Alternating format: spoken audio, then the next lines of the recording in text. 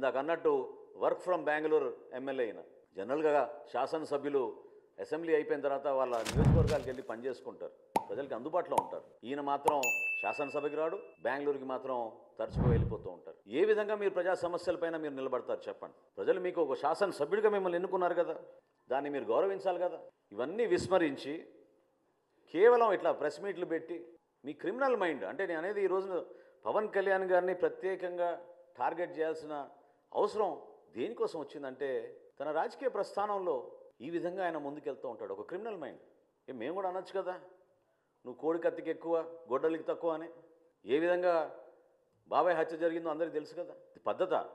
ప్రజాస్వామ్యంలో మీరందరూ కూడా ఒక పద్ధతి ప్రకారంగా మాట్లాడుకోవడం అలవాటు చేసుకోవాలి. కించపరిచే విధంగా దానివల్ల మీకు ఏదో ఓట్లు పడిపోతాయి అనుకుంటే మాత్రం నిన్నటి ఎన్నికలే మీకు దానికి నిదర్శనం. మాట్లాడినటువంటి వ్యక్తి మన బియ్యపు దొంగ, ఆ లంచాల కోరు అయినటువంటి నాదెళ్ల మనోహర్ గారు ఇష్టం వచ్చినట్టుగా మాట్లాడుతాను. నాకు జాలేసింది ఆయన మాత్రం ఏ మాట కా మాట.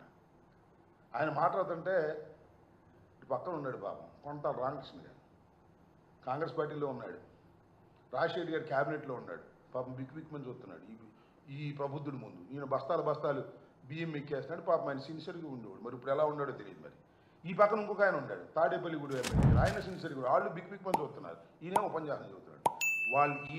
ఈయనకన్నా కూడా నాదెళ్ల మనోహర్ కన్నా చాలా సిన్సియర్స్ అయినటువంటి వాళ్ళేమో పక్క నుండి మీనమేషాలు లెక్కేస్తుంటే ఈ బియ్యపు దొంగ లంచాడు కోరి ఈయన మాత్రం ఉపన్యాసాలు చెబుతున్నాడు. భయంకరమైన ఉపన్యాసాలు, జగన్మోహన్ రెడ్డి గారిని విమర్శించేటటువంటి కార్యక్రమాలు చేస్తున్నారు. ఇది సరైనటువంటి విధానం కాదని ఈ సందర్భంగా చెప్పదలుచుకున్నాను. మిస్టర్ మనోహర్ గారు, మిస్టర్ లోకేష్ గారు, మీ దగ్గర దమ్ముంటే, ధైర్యం ఉంటే జగన్మోహన్ రెడ్డి గారు అడిగినటువంటి ప్రశ్నలకు సూటిగా సమాధానం చెప్పి అప్పుడు జగన్మోహన్ రెడ్డి గారిని మీరు విమర్శించండి. సూపర్ 6 అన్నారుగా, ఇదిగో సూపర్ 6 నేను జగన్మోహన్ రెడ్డి గారు చెప్పాను. సూపర్ 6 మొత్తాన్ని అమలు చేయాలి అంటే 79,867 కోట్ల రూపాయలు వెచ్చించాలి సంవత్సరానికి. అవునా కాదా? కాదైతే చెప్పు.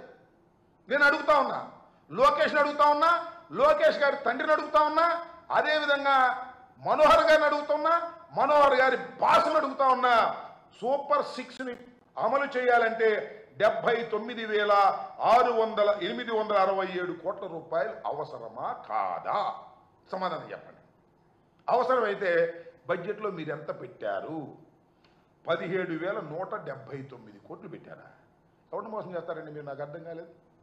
17,179 కోట్లు ఖర్చు పెడతారు లేదో మనకు తెలియదు. మీరు మా గురించి మాట్లాడుతున్నారా? మీరు జగన్మోహన్ రెడ్డి గారి గురించి మాట్లాడుతున్నారా? జగన్మోహన్ రెడ్డి గారి గురించి ఏదో పిచ్చి పిచ్చిగా వాగుతూ ఉన్నారు. మీరు దీనికి సమాధానం చెప్పే ధైర్యం తెచ్చుకున్న తర్వాత అప్పుడు జగన్మోహన్ రెడ్డి గారి గురించి మాట్లాడడం తప్ప, జగన్మోహన్ రెడ్డి గారు తిరుగులేని నాయకుడు. ఇవాళ 11 రావచ్చు, 40% ఓట్ షేర్ ఉన్నది. సింగిల్గా వెళ్ళాం, సింగిల్గా పోటీ చేశాం. మీరు 3 పోటీ చేశారు.